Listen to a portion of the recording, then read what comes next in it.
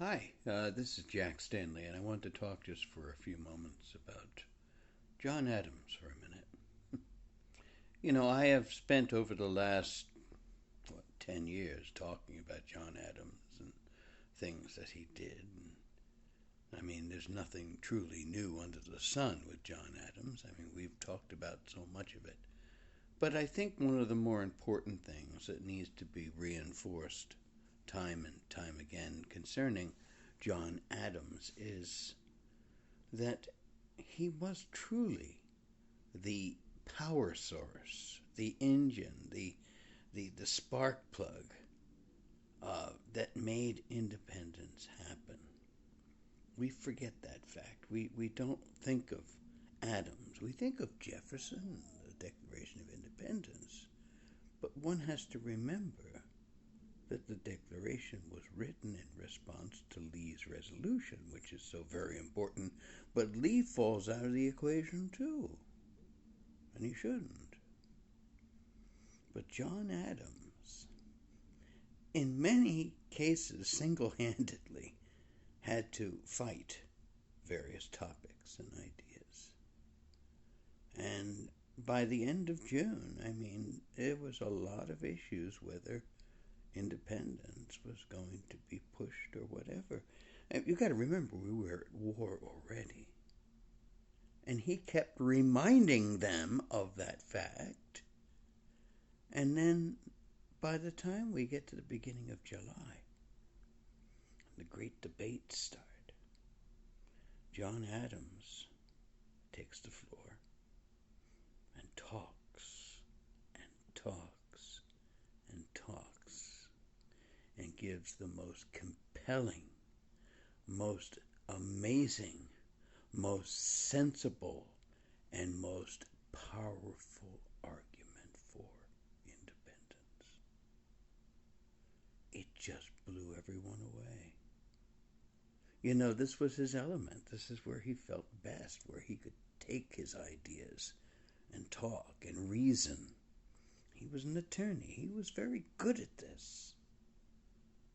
And when he sat there and took the floor and said that, he changed the entire focus of that Congress. That even if they didn't agree totally, they understood it was the time to strike the iron while it was hot. And we have so much to owe to John Adams, more so than anybody else in that Congress, for independence.